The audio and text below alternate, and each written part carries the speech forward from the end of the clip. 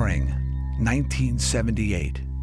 Two young filmmakers, John Carpenter and Debra Hill, began shooting a film about a babysitter being stalked by evil incarnate.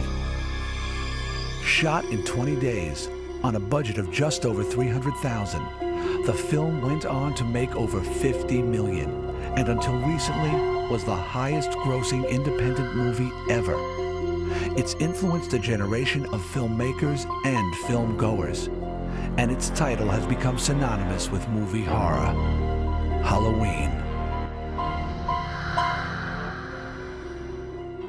Today, Debra Hill is a player, one of the busiest producers in LA, but she remembers Halloween. What I like about horror films is the fact that they really get you to react. For me, the films were a way to kind of leap from reality into some sort of great fantasy. We're all afraid of the same things. We're all born afraid of death, of loss of loved ones, loss of abandonment from our parents, pain, injury.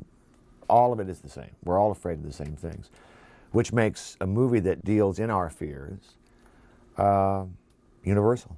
One of my first jobs was a script supervisor working on a movie called Goodbye, Norma Jean. And then I met John Carpenter when he directed Assault on Precinct 13. And I was his script supervisor and assistant editor. And then we decided to collaborate on Halloween. Irwin Yablans actually came up with the idea of setting it in Halloween. And we were searching for a story, what could the story be? And because we were very limited, in fact, they wanted babysitters. So, and I'd been a babysitter and I had all these great stories. But when he called and came up with the brilliant idea of using the themes of Halloween to tell our story, it was like a gold mine. I thought, what if we made a film in one night? We could probably do it real cheap because we'd use one set. We'd do it all in a couple of days or a couple of weeks. And then I thought about the most horrific night of the year, Halloween. No one had ever made a movie about Halloween. And I picked up a telephone and called John Carpenter, who was in my mind at the time because of Assault on Precinct 13. And I said, what do you think of the title Halloween? Expecting him to perhaps balk. He got it right away. And he told me right off the bat that he could make the picture for 4 weeks for $300,000. I said, John, let me see what I can do. I wasn't in this horror films until John Carpenter came to me with this film. And he said, I have a film and low budget, and he said $300,000. I said, $300,000? He said, well, yeah. I said, what's the stories about? He said, it's about a babysitter to be killed by the boogeyman. The word babysitter clicked with me because every kid in America knows what a babysitter is. We went to a list of scares. Like imagine if, you're in bed with your boyfriend and he goes down to get some water or Coke or something and comes back with a sheet trying to pretend he's a ghost, but it's not him. It's all these kinds of things that we wrote down, all these scares, and then we decided to weave the scares into the story. Basically, it was a complete 50-50 collaboration. I wrote the first draft, laying in the kids, the teenagers, the teenage talk, the girl talk amongst each other. And John came back with a pass for the Sam Loomis character, which was played by Donald Pleasance. So all the stuff about evil and everything is really John's. I met this 6-year-old child with this blank, pale, emotionless face and the blackest eyes, the devil's eyes. The opening shot of the picture took an entire day to film. It's actually 2 shots. We took it from Touch of Evil, one of our favorite Orson Welles films. We set up so that we would start in the front of the house and we would actually go all the way through, creep in the window, see them kissing, go through the back of the house, open up the drawer, pick out the knife, and by the way, those are my hands. And then we would go in through the living room and up the steps and into the bedroom. And while we were up there shooting that scene, downstairs, all the electricians and grips were running around crazy trying to reset the lights for when we turned around and came back through the house. The fact that we had a new tool at the time to kind of help us with that, the Steadicam. It was pretty ambitious because most of the time on low-budget shows, you didn't really spend a lot of time with the look. Every town has a haunted house, and in Haddonfield, it belongs to the Myers family. We slept up there. anybody who's a fan of the film remembers Nancy Loomis. Wow. I'd like to tell you that a lot of mysterious, weird things happened, or that we had this big, passionate love scene, but in fact, as soon as everybody was gone and we got up there, we just sort of looked at each other and we're so tired, we just conked out. The end. Not quite. The Halloween crew used other locations in and around Pasadena. All right, what you're looking at is the original Halloween street, and I felt like this had the look we needed. Overhanging trees, could be anywhere, and yet on film they don't look like rich people live here, they just like Beaver Cleaver lives here. The filmmakers also used the stately homes of West Hollywood. Hi, I'm Brian Andrews, Tommy Doyle from the Halloween. Over there was Lindsay's house. That was the house where I first saw the boogeyman, and I gotta tell you, that really scared me.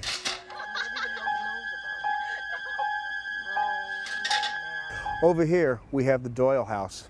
I'd like to apologize to everyone for taking so long to get to the door and leaving poor Jamie Lee Curtis stranded out there, possibly in fear for her life. A lot of Halloween's success was due to the creative partnership between its director and cinematographer. Get upstairs. What is it? All right, upstairs, get Lindsay, lock the bedroom door. Do as I say! Hurry! Dean and I sat down and watched Chinatown. There is a real creepy feeling to Chinatown in the way it's shot. It's beautiful, it's sunlit, it's California, but on the other hand, there's something really off about it. And so we talked about this being a small town that's something strange here. He did a whole lot of blue backlight, okay? Creepy lighting, and it was really effective. It became a kind of cliche after he used it. Jamie Lee has been chased in the house and she's hiding in the corner, and the shape, as we called him, gradually sort of materializes in the shadows behind her. Using a light on a dimmer, I brought it up so that it just barely began to expose the white face of the shape, the killer, hiding in the background there. I always remembered John Carpenter and Debra Hill seemed always, very preoccupied with getting everything perfect. They seemed like the ultimate, incredible, down-home filmmakers because they had hands on everything. And John Carpenter just seemed like a genius to me because he really knew so much about what he wanted from every single second of the film. Veteran actor Donald Pleasance came in for 5 shooting days to portray the shape's nemesis, Dr. Sam Loomis. Donald Pleasance was just an amazing actor. He's the kind of guy who just knew the character. We only had 5 days with him. He was just really great. He gave 150%. And he was like the elder on the set. Those days, kids making movies was rare. And so I think he was just astonished at our ages and the excitement and the freshness that we brought to the process. John and Debra called me one day and said to me that they were all set on offering Christopher Lee the part of Dr. Loomis. I said, what do you want to do, make another Hammer movie? Christopher Lee turned us down, Peter Cushing turned us down, and Donald agreed, to my shock. And we sat down to have lunch, and he says, I don't understand this script. I don't like this script. I don't know who my character is. The only reason I'm doing this is because my daughter thought your first movie was cool. So tell me why I'm doing this. I'm scared to death. Oh, my God. And I only realized later when we became friends that what Donald likes to do is he wants to find out how much you want to do the movie.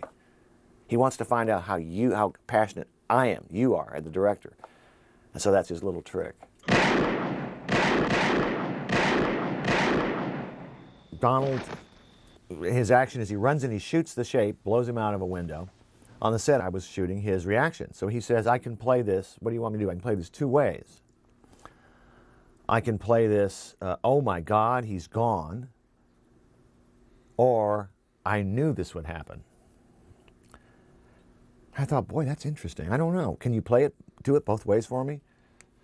And clearly he knew what he should have done. He knew how he should have played it ahead of time, which it was I knew this would happen. Because, oh my God, he's gone was way too much. But I realized that Donald actually gave me the choice, you see. He left the decision in my hands, which is the mark of a great actor. While Halloween was Pleasance's 108th film or TV appearance, it was his co-star's first movie role. I remember that the first day we shot, I remember exactly what we shot. And I remember going home and thinking I was going to be fired. I just thought I sucked, and that, you know. And I remember being at home and my roommate said, "Jamie, the phone's for you, it's John Carpenter." And I thought, oh man, this is it. And he called to say how happy he was with the day's work, and I just thought that was great. That's never happened to me again. We saw a lot of girls to play the Laurie Strode character, and Jamie was just so vulnerable and so real and so fresh. So she really didn't come with sort of the acting chops that most of the young girls were portraying at the time. She just was real and fresh, and she so wanted the role. And Debra came up with the idea of Jamie. Jamie was in this little TV show, I think. She was under contract at Universal. And Debra thought it'd be a great idea to cast her, plus the fact that she was Janet Leigh's daughter, which kind of connected back to Psycho. So I have to give Debra all the credit in the world for that. And the fact that we had named the Donald Pleasance character after Sam Loomis, who was, you know, her boyfriend in Psycho. For those reasons, Jamie got the part. I remember the feeling about it more than anything. It wasn't like something happened on the set. You know, we're working hard. Everybody was very young. We were shooting in an incredibly fast pace. The entire makeup, wardrobe, prop department was in a tiny Winnebago. Here I was with these 18, 19, 20, 22-year-old guys primarily, and a lot of people's girlfriends and friends and family all creating this movie. So that remains the thing that was special about it for me. Whenever you make a horror movie, you have a great deal of fun. If you make a drama or a comedy, it's a nightmare. It's ugly, it's horrible, okay?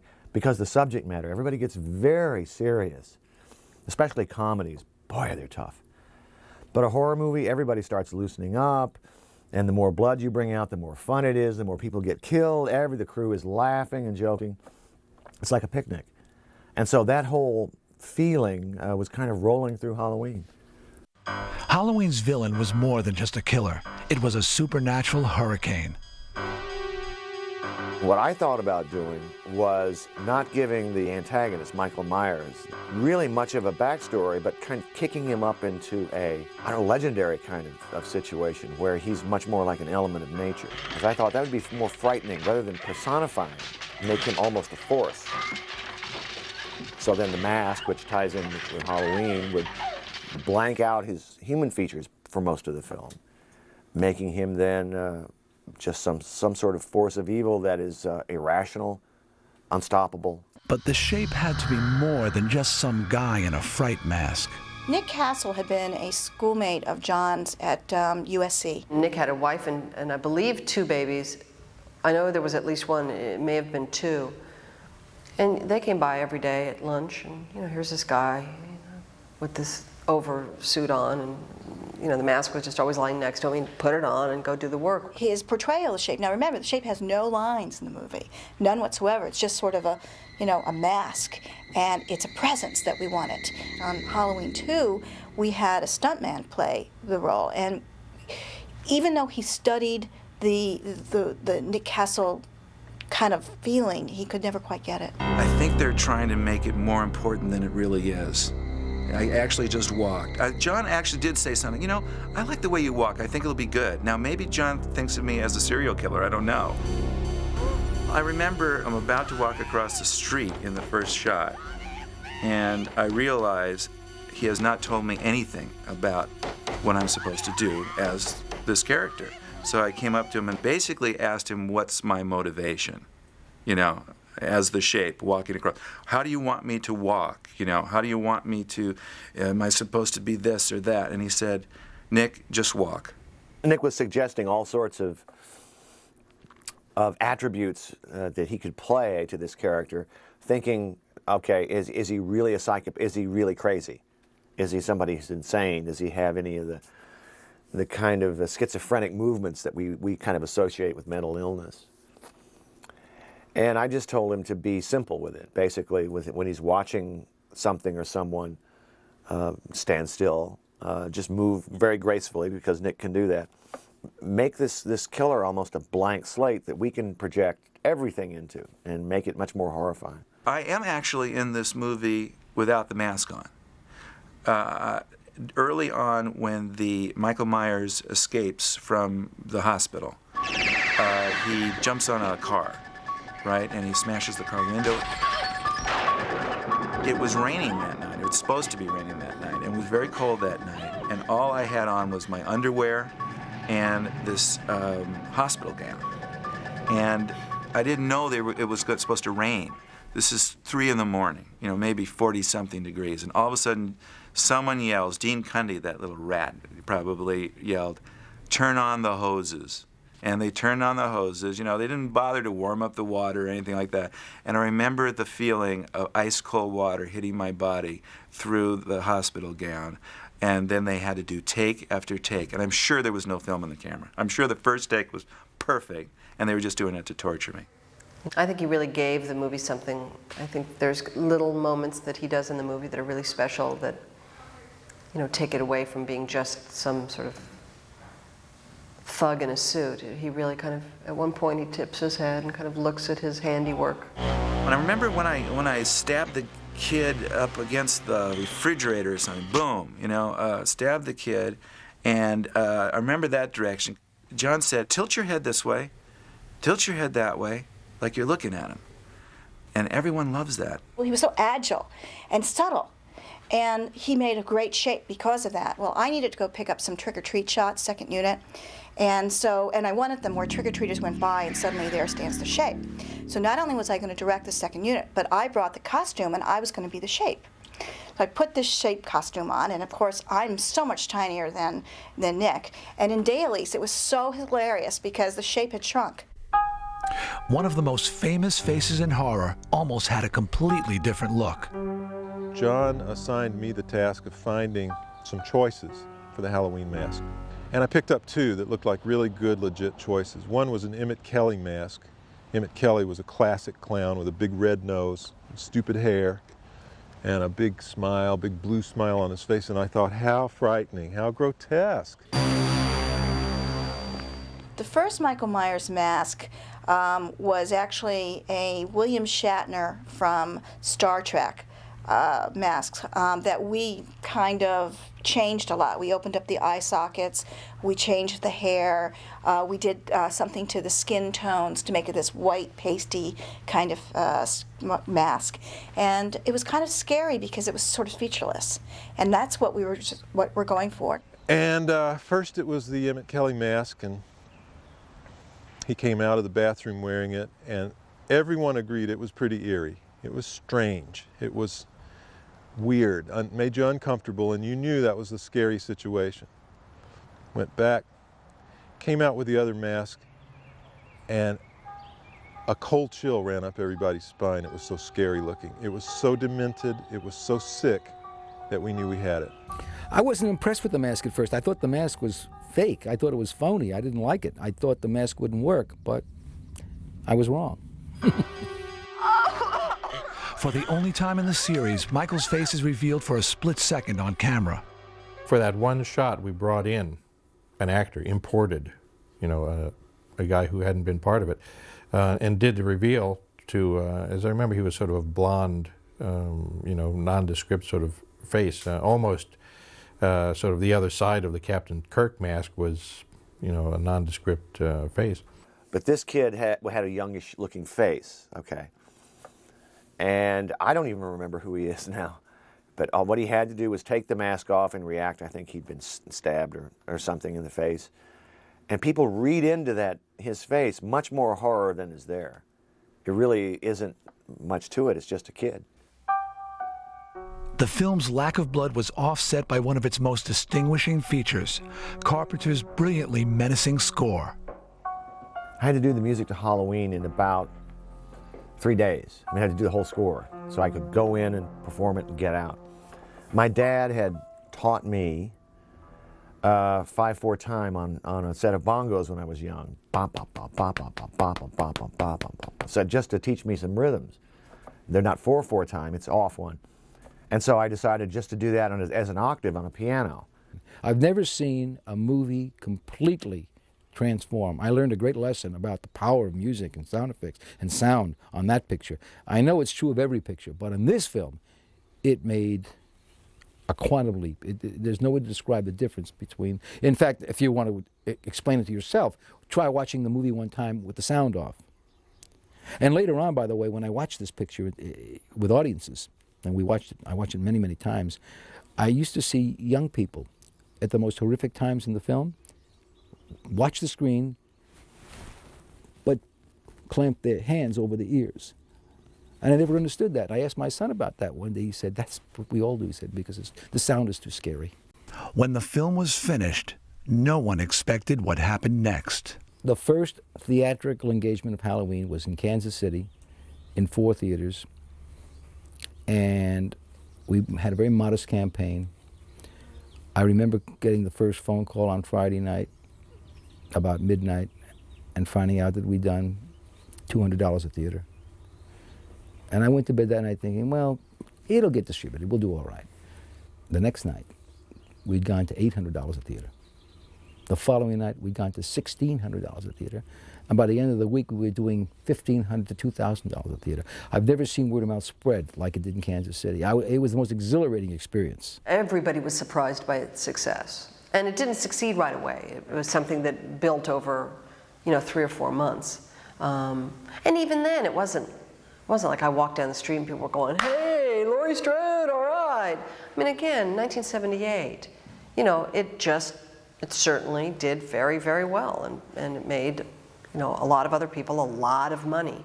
And for me, it gave me a movie career. Most pictures, they open and they go down. In this picture, it was just the opposite. It opened and went up. There were 2 exhibitors in Boston that I used to sell pictures to, and they had made some money on Halloween. They called me up and they asked me, Irwin, how did you make the picture? How much did it cost? How do you do it? What do you do? The next thing I know, they hired a young filmmaker, and they took the picture and practically shot it frame for frame. Another man came along and hired Jamie Lee Curtis and made a picture called Terror Train, which just about duplicated Halloween on a train. And so it went. Finally, I turned to my partners and I said, this is nuts. We've got to make another Halloween. The first time I saw the film with an audience, it was, I think it's called the Egyptian Theaters in Hollywood, the kind of seedy part of Hollywood and Vine. It wasn't fixed up then. And I was with Dennis and sitting in like 3rd or 4th row and just wanted to see it with a regular kind of audience. And there was this really big guy sitting behind me. And when that scene came up where I say, see anything you like this, the guy behind me goes, hot damn, you bet your ass I do. One person I'll never forget, in Boston, we screened the film one time, and it was a large audience, and by the 4th resurrection, somebody yelled out, you dumb bitch, you deserve to die. I think the simplicity of the story and the way it was told is what made the movie really unique. How many 20-year-old pictures do you have that keep their popularity? Halloween is the Gone with the Wind of the horror movies. The last shot of the film, looking down at the empty grass there, and then a little montage of all the places we've been, evil never dies. You can't kill it. He has no morality. You don't know where it's coming from. It's your deepest, darkest fear. Sadly, Michael Myers passed away this week, the real Michael Myers. He was the distributor in London who had distributed Assault on Precinct 13. He was very sweet and dear, and he was confused. He said, what do you see about my personality? Why did you do this? But I told him that it was a tribute, because he basically started my career. He may be the only mass murderer who's on a first-name basis with movie audiences around the world. I couldn't believe the fans that are really so addicted to these Halloweens. They know so much about it, more than I do, as far as details and the family relationship in the story and the cast and the costumes, and they want to know who is playing Michael Myers, the one next. I get letters from people that still that what they say is, Mr. Castle, we love your work, we love your direction on The Last Starfighter. Boy, Major Payne was really funny. Can you sign this picture of the shape, please? I get at least 4 or 5 letters a week, and Carrie, Halloween, Stripes, Rock and Roll High School, but they always talk about Halloween. I wear my Halloween pin with great pride. You know, I tried very hard through 22 now years of making movies to always hold up Halloween and say, you know, A, it was the best experience I ever had. It was by far, up until True Lies, the best part I ever had. You know, I tried to point out the irony that in those exploitation movies, I was intelligent, forthright, fought back against adversity, and was the lead in those movies for that role. Halloween redefined the horror film and opened the doors for 2 decades worth of imitators. But none have had the impact or the nail-biting effectiveness of Michael Myers, because real terror stands the test of time. You know, in every script they want to kill him, they want to destroy him. I tell them, wait a minute, Michael Myers, I love this guy. Because I was on some tour for something, and they showed it to a bunch of college kids. I've never heard anything like it. The place was going nuts. It was apeshit. And I'm outside the door thinking, this is fantastic. How great. It made it all worthwhile. That was what they were supposed to do, scream their lungs out.